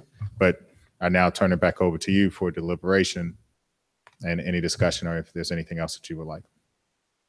Trustees, any questions? Any members of the committee that like to opine? Being that there are none, comments, discussion? Yeah, so this is, kind of get back to Greg's comment earlier about the DACA resolution. One thing that I think all of us should be aware of is that any of us can send a letter to a legislator or an organization or to the governor on our own and say, I could say from Ellen Wheeler, trustee, Mountain View Western School District. Because I am aware of that and because I do it fairly frequently, I don't see a compelling reason to take agenda time to ask a board resolution to come from this, particularly since 2 weeks ago, we knew that this bill was on the governor's desk. So, I'm fine with approving this resolution, but I don't think this is a good use of our time. Thank you for sharing that. Now, I brought that up because when you were president, you brought issues up as well. And we discussed them, and Greg and I sometimes would question them, but we understood the intent in terms of support. The timing was just unfortunate. I wanted to get this done sooner. I didn't, and I placed it there now for us to discuss. I understand your perspective completely, and I appreciate your candor and honesty in general. If you would like not to go forth with this action because of your stated reasons, I completely understand. I'll leave that to the rest of the members of the board, though, to at least have that opportunity to discuss, because I do think it's worthwhile, even though it's on the governor's desk. You can act as one, but when you act together as a whole, it's stronger. So I will repeat the comments I just said because it sounds like you didn't hear what I just said. No, I heard. So what did I say? Excuse me? What did I say? I'm not going to get into that, Madam Wheeler. If Okay, anyone I else would like to said- discuss this issue, though, by all President means. Gutierrez, I said I'm willing to vote for this. Right. And I said I brought this up 2 weeks ago. Right. Well, see, and I don't remember hearing that part Okay. about 2 weeks ago.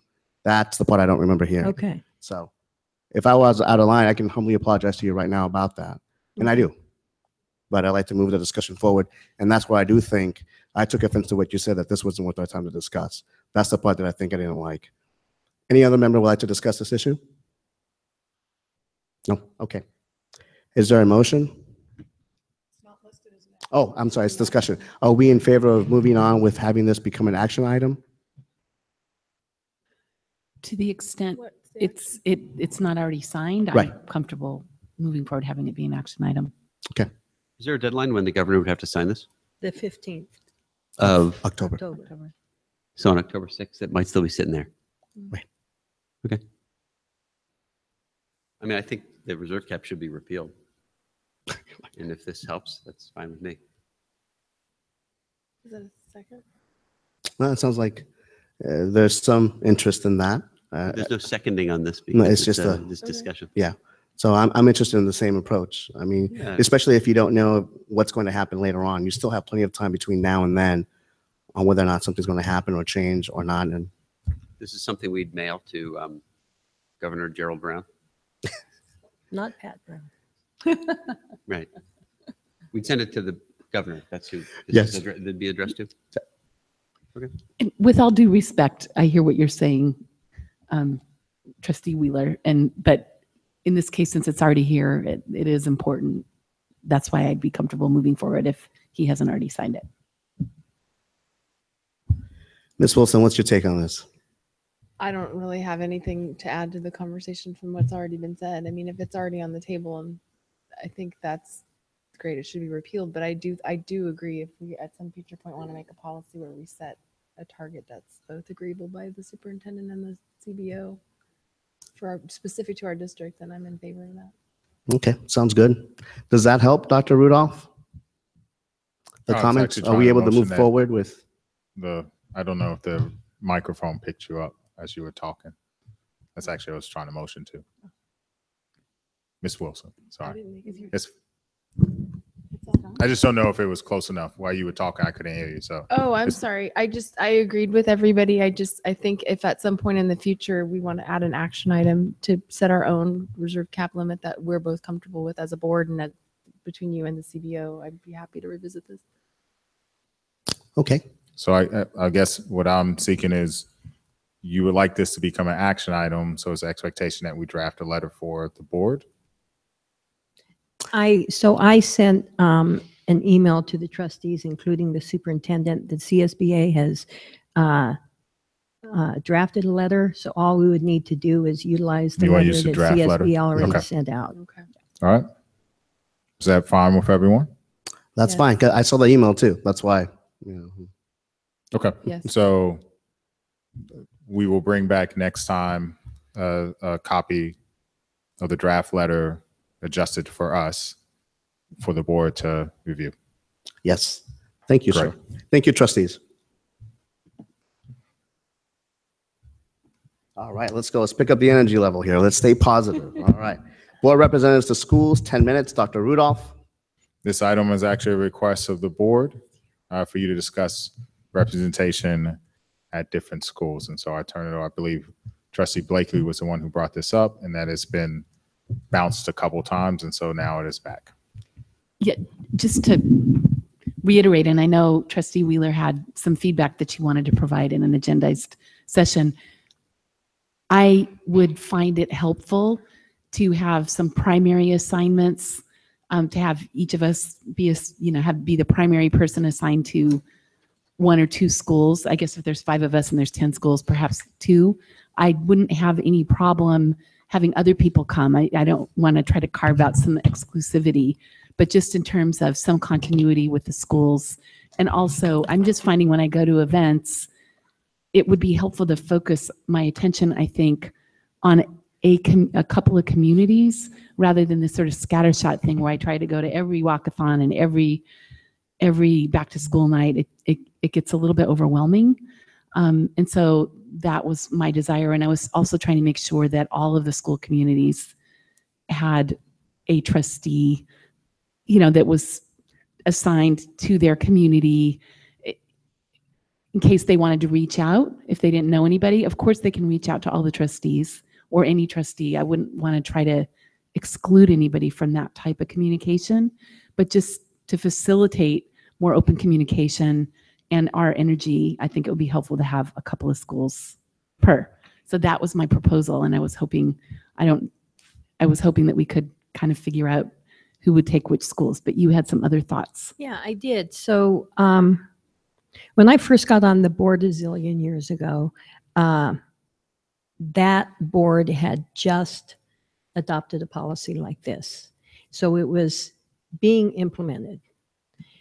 And what we learned was, an example of the law of unintended consequences. And the unintended consequence was that schools who had a trustee assigned to them, for whatever reason, I think just natural reasons, no bad reason or saying natural reasons, they felt like that trustee was their trustee. And it almost became like city council wards or something like that, where schools felt like they had the right to, depend on that trustee or that trustee's ear, and to the disfavor of the other trustees. So instead of being a mechanism where schools felt like they had more connection to the school board, it actually happened that they had less communication because all they were doing was talking to one trustee. So within a couple of years, that practice was abolished. And I'll say, on the other hand, I understand the rationale for your suggestion. It's difficult for people to get to, events at the schools. But like I say, that unintended consequence happened, and I don't know how to combat that other than to say, say to school principals and PTA presidents, if we implemented something like that, you have one primary contact, but please reach out to all trustees. I'm just saying, in practice, that didn't happen. And I remember, for example, you were the person at Landals for a while I was there, but I think at some point it rotated. Did you rotate? Because I'm wondering if you could overcome that by saying, maybe doing it on I don't know if we go by semesters, but a fall and a spring or something. I'm just feeling it's very scattershot. And so not just for me, but to just develop a little more connection to the community. And I see what you're saying. I wasn't aware of that when I was a parent. So maybe I was guilty as charged. I don't know. Was it just one or two schools where that happened, or did it happen kind of across the board? So I never heard that kind of suggestion. And I think the suggestion you just made of have it be an annual rotation could possibly take care of the problem that I was describing. I wouldn't want to do it every semester. I think that's too just confusing. But if it was an understanding that it was rotating by year, I think that would be fine. And the benefit would be that the trustees would get to know all of the schools more than maybe they do right now.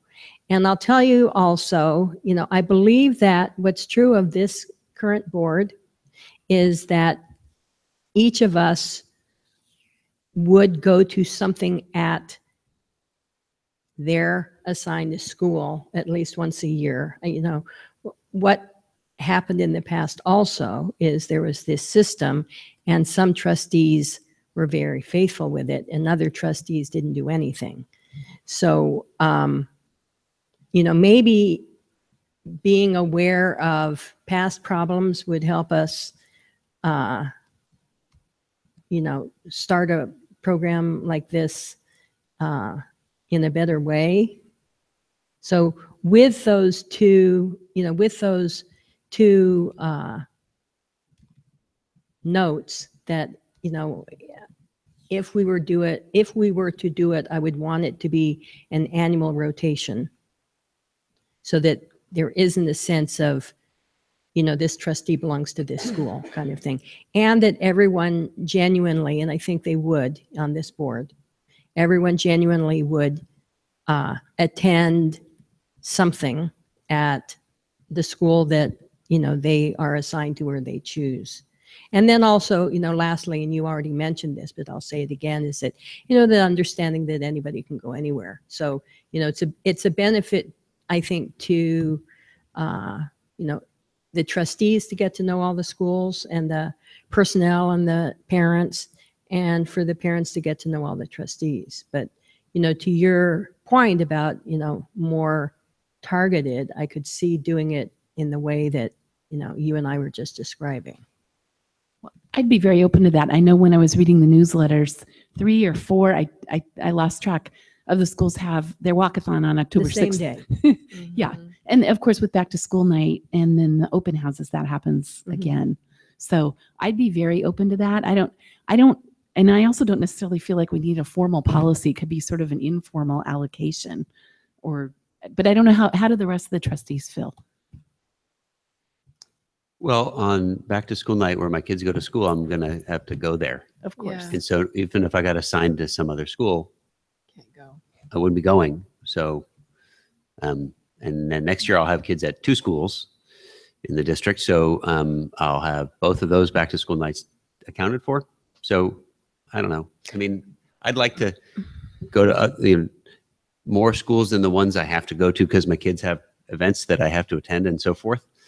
But I'm not feeling the need to officially be assigned one, and everyone expects I attend everything at that other school that I won't be able to. I don't think you would need to attend everything. I mean, I don't think. But when Ellen's talking about faithfully fulfilling the duties of the thing, it's like if I was assigned a school besides the ones my kids go to, I wouldn't be able to do it to the level that somebody might expect me to do. That wasn't my intention. And another thing that I like about this board, that I think is very functional about this board, is that we help each other out. So for example, on the back to school night, if you're a parent at a school and that's not your quote unquote assigned school, we can communicate with each other about, who's going to cover, which back to school night, that kind of thing. Or, choir concert, go to the choir concert, of my child's school, that kind of thing. But nobody could cover for me because they also have other assigned schools. No, I'm saying Yeah, that I think we would, on an informal basis, Yeah. in this example, help carry that load. You're my brother. When I also wouldn't envision that we'd be going to every single PTA meeting, for example. I mean, it's Right. it's a few times, maybe on average once a month you'd go to something. I don't know. I if wouldn't that's even say that. That might even be high. Yeah. Yeah. But that you're around. I don't know. I really like this idea in concept. My biggest concern, at least in my personal situation, is the time and energy in addition to having a child enrolled and having to go to those specific events at his school. I wouldn't want to fall short. I think maybe if we were to more clearly define what was the goal, is it relationship building? Is there where we go to, we could accomplish a lot of this by cycling through the PTA council where they all arrive there at once and they're all in the same room and we get our finger on the pulse of that. It's really, if we could more clearly identify the goal, I think I could make a more informed decision. If it's just for the parents see us as a face of the district, that's one thing. I guess I'm not really certain about what's the goal of trying to institute something like this and formalize it. Well, my goal would be to develop a relationship with the community at the school. Okay. Including the teachers, including the parents, including the staff. Just to get out there. We're not just this board that gets written up in the Voice all the time for arguing kind of thing. It's like we're real people and we care about what they think and we care about their concerns. And so 3 of you have kids at schools right now. 2 of us don't. It's not just for me. I just know there's certain schools that the trustees hardly ever visit, and they feel Well, I disagree with that. Okay. All right. Laura, I hear you. You're preaching to the choir. Out of all of us here, I understand what you're saying. It's what you want us to be is a different level of trustee. Yeah. And you want us to be more of a trustee that way, which is completely, I applaud that. That's a breath of fresh air. And that's good. And I think that the goal for me is clearly understandable, at least for me, right? Which is you want us to establish a rapport with the school or schools. And if we have kids, like in my situation where I've got Miss Starling Graham, well, yeah, I might not be able to go to a meeting every single month at Therakoff, but I will go to an event. I will go to a play. I will go to some other item or meeting or event that's planned at that school. And I'll be consistent as much as I can throughout the course of that year. But at least I start to become more familiar with the campus, with the teachers by doing that, and with the students and the parents. So I hear you. That makes sense all to me, which is fine. I don't see a benefit, a negative effect to that. I think it's just a matter of whether or not we're able to make that happen, right? Based on our schedules. You all don't have kids in the district right now. We do, right? It's a little bit different for all of us, one way or another, and that's fine. I think this is workable. I think this is doable. It's just a matter of whether or not we want to do it. Right. Exactly. So I'm in favor. I come here to Graham. So does Shannon. Same thing at Miss Strahl, up to a point, or even also at Castro. So, it's one of those things where I'm game. I'll give it a shot. If there's others that want to give it a shot, let's do this. But, And I want to say for the record, it's not that I'm not in favor. Oh, I'm no, just for sure. really concerned, not on top of all those other duties, that we have extracurricular Right. activities. My Right. son's in soccer. We have practice twice. I'm just really concerned that I don't want to fall short. No, And but- that is my concern. yes, and that's the It's not biggest that I issue. don't think this is a worthwhile effort. It's just that if there's somewhere where I could maybe go and reach more communities all at once, Mm. that might better work with my constraints, which don't have to be your constraints. Right. I And- just wanted to be clear about that. No, and that's great to clarify too, because the reality is, look, you've got that one and I've got the 2, right? So we have practices Monday through Thursday, right? So the afternoon's already blocked, right? So it's a challenge, but I think it's doable. I think we should maybe move that direction and figure out which schools and just give it a shot. I mean, there's nothing that says that there's nothing here that would be negative if we tried. It's only a positive. If we give it a go and we see it doesn't work, well, it doesn't work. But let's give it a shot. I'm at least leaning towards that direction. I'm hoping others are as well. We'll see what happens. What's the feedback from you all? Are you, Greg? What say you, sir? It's fine. I feel like this is well intentioned, but it isn't something we have to be overly formal about. I don't think. We should get out to more schools that we don't know that well and get to know them. Agreed. Yeah, that's the point. Well said, Greg. So do we want to pick schools? Well, because this is discussion, will we Well, have to I do guess that at the next? Well, I guess we at the next discuss it. as an action item. Does it need to be an Doesn't action need to item? be action. I don't think so. I think No, it can be it's just informal. need to be Okay. discussion. That was my vision was to make it informal. Right. Okay. So just clarifying that, because that's what I was aiming to. I don't want to mess up any policy here. So if you all want to discuss that now, let's go for it. We got plenty of time. It's 9:39. I'm Does going for. anybody have schools that they'd be interested in? I'm interested in Bub and Torikoff. Okay, I got Graham and Mistral. I'll take Stevenson and Crittenden. I'll take Huff and what's left? Well, there's Landals, Montaloma, and Bub, right? Castro. No, I said Castro. Bub. Oh, you said Okay. Bub. And I'm sorry, Castro. Castro. I can see you there. I can see I you at I Castro. don't have any. I You only know volunteered Huff, so- there. I'm fine Yeah. with any of those. So whichever you pick the one I'll that you do want. Castro. Okay, then I'll do Montaloma and Landals. Okay. And we'll try it out and see how it goes. Necesito practicando mi español. ¿Verdad? Yeah. Claro que Muy sí. bien. Todos los días. Todos los días hay que leer 20 minutos también. So Bub did and somebody Torikoff. write that down? Oh, yeah, I was going to write it down. We have to read 20 minutes a day too. Who got Slater? Nobody's got Slater Oh, yet. okay. Not yet. Oh, Not yet. It's not open yet. Yeah. Okay, so sounds good. All right, we made progress. Good. Yay. Okay. Thank you for humoring me. No. Colleagues. It's not a humor. It's like me with It's a the letters, wonderful man. Come on. It's suggestion, not so a. hopefully you took it in that vein. Yeah. It wasn't that anybody thought it wasn't a worthwhile suggestion. Yeah, and that's the thing. When all eyes are on you that way, Blakely, when all eyes are on you and you come up with an idea, you have people who say yes or no or what. The negative part would not to bring it up, right? You have to bring it up because you want to make a difference. So that's why I applaud that. And this is good. This is really good. So These are the times that try men's souls. You made it through.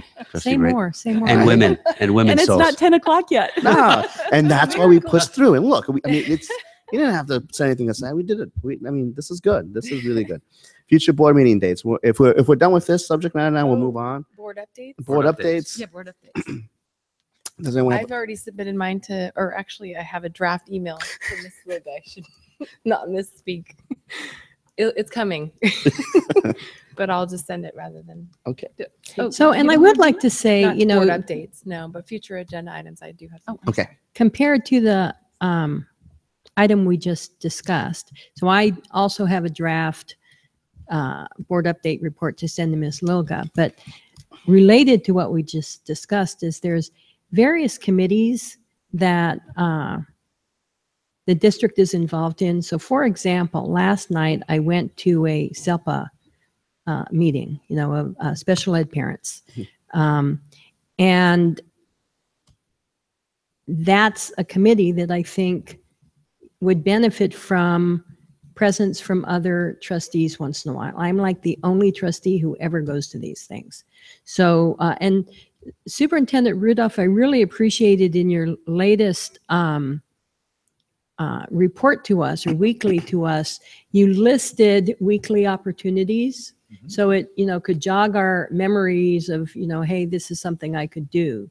So for example, I went to Grand PTA meeting this morning because Superintendent Rudolph reminded me that, via that communication, that was going to happen. It was a very worthwhile meeting, not only to, interact and talk with the parents there, but to also hear the presentation. There was this one on traffic safety and, I can give a tidbit to you that, they are still working on whatever is in front of Graham. And when it is all done, the bike lanes are going to have some of that green color in it. It's not going to be all green, but it's going to be, organized patches of green. So, it's good to know. What's that green stuff? That paint that they have on It comes bike off. lanes? What's it made of? It comes off. I was Does just it? wondering what it is. Probably the same as the yellow. Oh, But most people don't Okay. drive over it. On a separate note, I too will send my update to Ms. Loga. I can't guarantee I'm going to send anything to Ms. Loga at this juncture. I will try to send something to Ms. Logan so that I don't have to do an amended motion Yeah, to That's right. add on to the minutes of blah, blah, Hard blah. copy. Okay. Items for future agendas. Ms. Wilson. I have one. I'd like on a future agenda for us to discuss the naming of our new elementary school campus. And I'd like to propose naming it Jose Antonio Vargas Elementary School. Wow. Wait, Jose Gutierrez Jr.? No, Jose. So I agree that I would like to have a discussion about naming or renaming that school. I appreciate the suggestion. I think it's an interesting name suggestion. I'm a fan of his, but I think it needs to be a community discussion, not just a fiat. What does that mean? I don't know. I think I understand what that means. That means we get feedback from the community that we don't decide in a bubble and say, make it be so, right? Okay. Like the way Mistral was named, like the school site, like Mhm. they talked and they were They all had involved votes. in it and stuff. Yeah. So, Yeah. so then, but It was a suggestion. no, Yeah, I know, it but wasn't- you're yeah. interested in that, right? So I personally am, yes. Okay. We're not supposed to discuss it right now, so my reasonings don't really well, matter. no, it will. I know, but So I have a question for the superintendent related to this. So Superintendent Rudolph, what was going to be your process for coming up with a name for that school? When was that going to happen? I wasn't sure if the board wanted to rename it or to leave it as it is. So Oh, we would have just waited until the conversation came up, or closer to the opening of the school, I would have asked you, do you want it to be named Slater or do you want it to be named something else? oh, so in that regards, we wouldn't have any necessarily community feedback because in reality, there is no We parent to could, roll that. we could, people that would be assigned to. We know the boundaries, so. we know the who would be boundaries invited. and we can ask the Slater community their thoughts of it. I believe we looked up the bylaw and you just have to have a community group. We could use the district advisory committee as a voice to vet names. So if there are other names that the board wishes to explore, you can. At the end of the day, though, the decision does lie with the board. So what would your suggestion be, Dr. Rudolph, in this case? Should we wait until then to sort of figure that out and throw that out there then to be able to discuss and figure out? Or should we entertain this as an item for future agenda before that? I think pursuant to the process that you've developed, you have someone who has brought it up. It sounded as if someone else was interested in discussing it. You can bring it back as a discussion item. You could then bring possible, if there are other names that you want to consider, and then we can take it from there and I can reach out to the community or district advisory committee, PTA presidents, and get their thoughts. I think you do owe it to yourself, since Trustee Wilson has brought it up, to explore her reasons as to why, so that she can say, this is the reason why. And if there are other names, for every trustee to say, this is their thoughts, and we can capture all of that. We can go from there. Okay. Yeah, there's nothing wrong with doing it this early. At the end of the day, we won't be able to officially submit it to CDE until right before it opens, but it's always good to have that one sort of resolved. And then from there, we will be hiring a principal next year for the school. And at that point, they can look at mascots and colors and to reflect the new name or the existing name. Thank you, sir. Thank you for the advice. I'll second your motion. Yeah. Okay. Any other items? Does it take 3 to put on the agenda or 2? I I thought it was third it. two. first. You third it? Okay. Yeah. I fourth it. Yeah. Wow. Thank you, Done deal. trustees. Okay. So anyone else with items for future? No. Okay. The only thing I would beg to entertain right now is depending what happens with the reserve cap situation in Sacramento, that we seriously consider in the future adding on then what we think would be the specific numbers that we would like to have, and then have that be incorporated into our board bylaws or policies or updates. Wait, I'm sorry, I missed the beginning of that. Discussion, right? The very beginning. The reserve cap Oh, situation the reserve cap. with Okay. Sacramento, depending how that plays out in the future, I'd like the board to consider that as a discussion, and then eventually afterwards review, because that's the process, right, Alan? Yeah. That's how we do it here at the board. So in general, if we can think about what numbers would Yeah. seem reasonable for us to explore, and then that way when we have the discussion eventually, we can have that type of high level discourse about what that means to us and why, right? And then just move forward. And can I recommend also, when that conversation is starting to happen, that whatever we're going to call it, the budget task force, I think that would be an appropriate committee to discuss and, kind of sift that idea. Good idea. Very good idea. Okay, if there aren't any other items for future agendas right now, the future board meeting dates are listed. The time is 9:49 p.m. So I have an announcement. Okay, Okay. Under which item are you Yes, announcing? I'm looking at that. right. about under Maybe item I'll 10? go back to board update Okay. and Wait, can we say- do that? Is that protocol? I mean, Do you have to have a second for that? Pretend we're on item 10. So the annual fall dinner for Santa Clara County School Boards Association is coming up next month, the last Wednesday of the month, October 25th, and it is going to be in this room. Debbie Austin, our food service director, is going to cater this dinner, and our chef is going to, prepare the food. The room is going to be decorated and filled with tables and tablecloths and terrific food. And the Eventbrite site for the sign up for fall dinner is live, but we've only had one piece of communication about it. So I'm putting it in your heads right now. Encourage our board members to attend this meeting to, show our pride in our district in Grand Middle School. What time? What? What time? So there's a social hour that begins at 6 and the dinner begins at, hour is a loose term.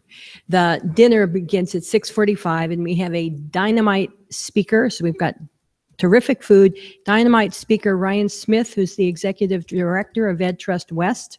And he's going to talk about the effect of high quality early learning on closing the achievement gap. Thank Thank you you. for that information, Ellen. Thank Yeah. Yep.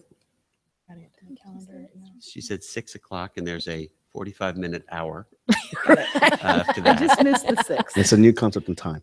Yeah. Anything else? Okay. All right, team. So at 9:51 p.m., we will adjourn this meeting. Thank you all. Thank you.